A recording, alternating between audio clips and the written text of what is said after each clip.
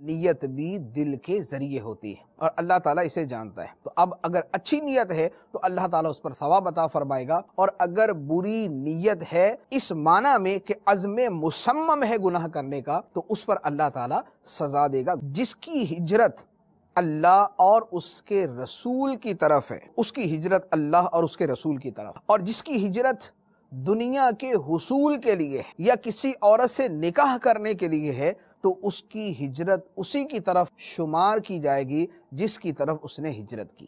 عبادت خالصتاً اللہ تعالیٰ کے لیے ہونی چاہیے، اللہ تعالیٰ نے اسی کا حکم دیا۔ جب ہجرت کرنے کی استطاعت موجود، شریعت کے احکام پر عمل کرنا اس کے لیے ناممکن ہے، تو اب اس کے لیے وہاں سے ہجرت کرنا فرض ہو جاتا ہے۔ ایک آدمی کوئی نیکی کسی عذر کی وجہ سے نہیں کر سکتا، لیکن اس کے دل میں یہ تمنا موجود ہے اے کاش کہ میں بھی اس نیکی کو کر پاتا، اللہ تعالیٰ اس کے اس اچھے ارادے کی وجہ سے اسے ثواب عطا فرمائے۔ دیکھیے سلسلہ فیضان ریاض الصالحین بروز جمعہ مدینہ منورہ میں شام 5:15 بجے اور پاکستان میں رات 7:15 بجے مدنی چینل پر۔ صلو علی الحبیب صلی اللہ تعالی علی محمد۔ مجھے اپنی اور ساری دنیا کے لوگوں کی اصلاح کی کوشش کرنی ہے انشاءاللہ۔